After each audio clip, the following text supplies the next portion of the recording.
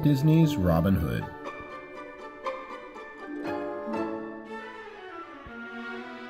Robin Hood lived with his merry men in Sherwood Forest. Some people said he was a hero. Others called him a bandit. Why? Because he robbed from the rich to give to the poor. One day, Robin and his friend Little John saw King Richard's golden carriage pass by. But the king was away at war. Instead, it was the king's wicked brother, Prince John, pretending to be king. Seeing him there gave Robin an idea. Robin and Little John disguised themselves as lady fortune-tellers. Then they raced after the royal coach. Robin cried, "Fortune's forecast, lucky charms!" Inside the coach, Prince John had grown bored with counting his money. He was even more bored with Sir Hiss, the snake who served as his aide. Sir Hiss spent his life trying to please the prince, but always managed to irritate him instead. Today, Sir Hiss had accidentally mentioned King Richard. "Silly serpent," Prince John snarled. "I told you never to mention my brother's name." Just then, Prince John saw the fortune-tellers and was ready for some amusement. Sir Hiss tried to warn him that the female fortune-tellers may be bandits. "You've hissed your last hiss, suspicious snake," Prince John scolded as he locked Sir Hiss in his basket. Prince John ordered his coachman to halt. "Step inside," he said to Robin and Little John.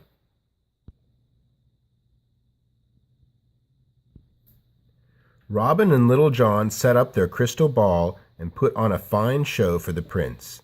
They knew exactly how to appeal to his greed. Prince John gazed into the crystal ball, so charmed by the thought of riches that he paid no attention to the hissing sounds coming from the serpent's basket. Sir Hiss suspected a trick. Sir Hiss hissed even louder when Robin grabbed hold of Sir John's huge sacks of gold and slid them quietly across the floor. The snake poked his long tail through a crack in the basket and tried to hang on to the gold, but he failed. Robin leaped from the carriage with the gold, pausing only long enough to snatch a fancy ermine cloak right off Prince John's back. Meanwhile, Little John managed to drain even more coins from a locked trunk, stealing them right from under the noses of the bearers who were supposed to be guarding them. Then Little John loosened the wheels on the golden carriage.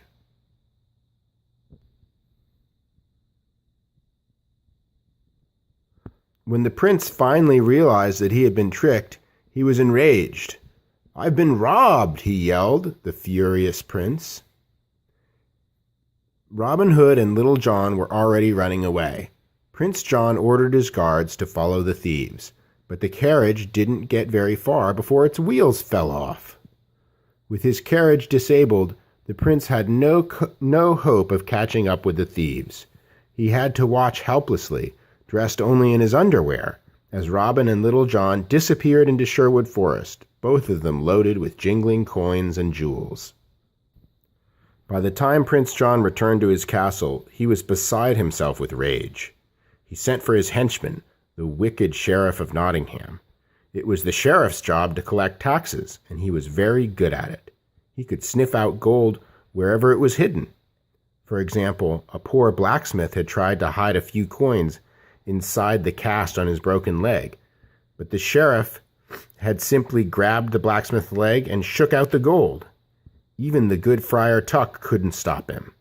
So when Prince John decided to take his revenge on Robin by raising the taxes again, the sheriff was more than happy to help.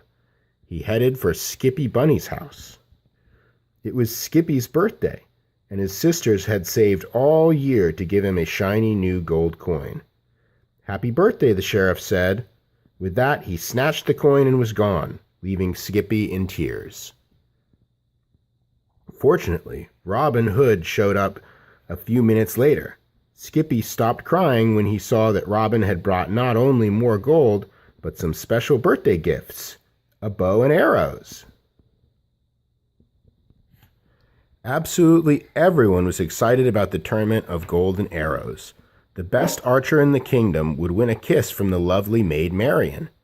Robin loved Marian, even though he was afraid such a high-born lady of quality would never marry an outlaw. He decided to enter the tournament disguised as a stork. With luck, he would win Marian's kiss, and Prince John would never be the wiser. Robin didn't know that Prince John had devised the tournament as a trap. Everyone knew that Robin Hood was the best archer in the land. By the end of the day, only 2 archers were left, the stork and the sheriff. Then the stork fired his final arrow, a perfect bullseye. Maid Marian was overjoyed, for she knew the stork must be none other than Robin Hood himself. And although Robin didn't know it, she was in love with him too. "Archer, I commend you, and because of your superior skill, you shall get what is coming to you," Prince John said. Then, as Robin bowed, Prince John sliced off the stork disguise with the swipe of a sword. "Seize him!" Prince John shouted. The sheriff led Robin away. Robin knew that justice would only be done when King Richard returned, so he said bravely, "Long live King Richard!" Saying the king's name made Prince John leap angrily from his throne. Then he felt someone holding a dagger to his back. It was Little John, disguised as a fat duke. "Tell him to untie my buddy, or I'll," Little John said to him. The prince had no choice. Robin and Little John had bested him again. But the 2 outlaws still had to fight a messy battle with the guards before they made their escape back to Sherwood Forest.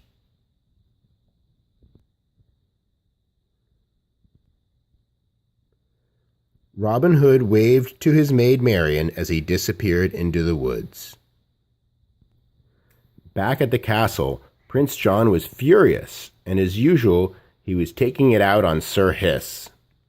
This time he squeezed the snake until the snake turned green. "Double the taxes," said the prince. "Triple the taxes. Squeeze every last drop out of those insolent peasants." So the prince raised taxes, and the sheriff happily set out on his mission to make the poor people of Nottingham even poorer. Finally, there was only 1 coin left in town, in the church collection box, and the sheriff took it. "You thieving scoundrel!" shouted Friar Tuck. He was so angry he flew at the sheriff with his fists raised. That gave the sheriff the excuse he had been waiting for, and he threw the good friar in prison.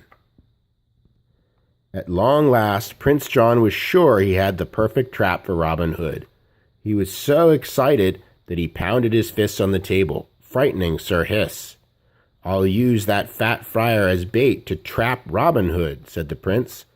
"When our elusive hero tries to rescue the corpulent cleric, my men will be ready." Sir Hiss shook in fright. News traveled fast, and it was not long before Robin heard about Friar Tuck's imprisonment.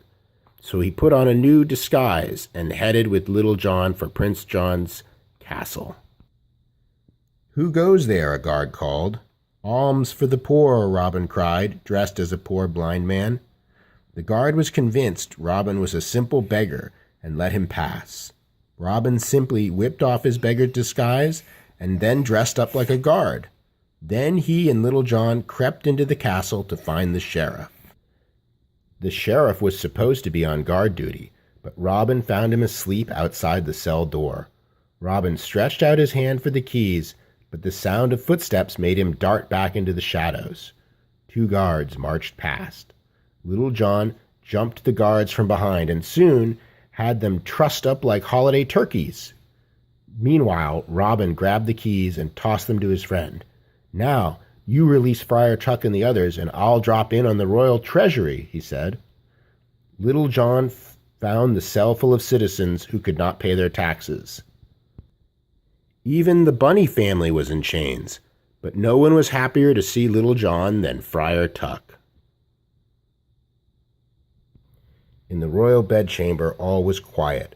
Prince John was asleep, with his crown askew on his head. He was tightly clutching 2 bags of gold, dreaming of the day when all the money in the world would be his. More bags of gold were heaped around his bed and all around the room. Sir Hiss was sound asleep in his cradle, his sharp eyes squeezed shut. Neither of them stirred as Robin crept silently into the room. Watching them sleep, Robin Hood worked out a clever plan. Carefully, Robin tied a long rope to the end of an arrow. Then he fired the arrow out the window to the exact spot where he knew Little John, Friar Tuck, and the rest of his friends were waiting.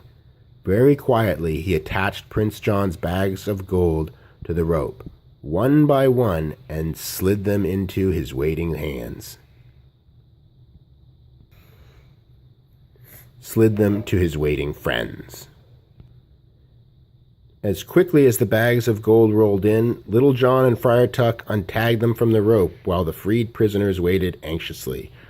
Robin was quietly loading the bags of gold right from under Prince John's nose when some tiny sound caused Sir Hiss's eyes to flash open. Robin Hood barely had time to grab on to the rope himself before Prince John and Sir Hiss flew into action. "They're getting away with my gold!" shouted Prince John. But try as they might, Prince John and Sir Hiss could not reach Robin. With his tail wrapped around Prince John's ankle, and Prince John just barely holding on to his bed, Hiss stretched as far as he could. He managed to grab hold of the last sack of gold with his fangs, but the sack ripped, and the gold coins fell tumbling to the ground. To Prince John's horror, still Prince John's cries woke the palace archers. They shot their arrows as Robin and Little John pulled his friend to safety. They shot their arrows at Robin as Little John pulled his friend to safety. Robin slid down the rope and into Little John's arms, but the friends were still in danger. The sheriff was finally awake and had called the guards into action. "Keep going, don't worry about me," Robin said. He stayed behind to confront the sheriff. The friar, Little John, and the freed prisoners ran for the palace drawbridge with the gold. Meanwhile, Robin Hood climbed the walls of the castle tower, the wicked sheriff and his band of archers hot on his heels. "We got him now," roared the evil sheriff. Then the sheriff tripped, and the fire from his torch touched the drapes, causing a fire. The flames from the drapes spread throughout the castle. After a chase through the castle, Robin leapt from the tower into the moat just in time. He swam across the moat under a hail of arrows and managed to escape into Sherwood Forest. Meanwhile, Little John loaded the freed prisoners and the gold into a cart and sped across the castle drawbridge to safety. Prince John's castle and his dreams were both in flames, and his fortune had been stolen. The gold was gone. The only one upon whom he could exercise his fury was Sir Hiss. There was a great joy in Sherwood Forest that night. Everyone cheered loudly for Robin Hood, even little Skippy Bunny. A few days later, all the bells in the country rang to announce the return of King Richard. He would soon bring justice to the land. Friar Tuck went to ask King Richard a very important question. Could Robin Hood marry the king's niece, the lovely Maid Marian? "What?" King Richard cried. He wasn't sure at first, but then he accepted it. "It appears that I now have an outlaw for an in-law." Not bad. So shortly after that, Maid Marian's secret wish finally came true. She married her beloved Robin Hood, and they lived happily ever after. And all of Nottingham celebrated with the happy couple at the wedding.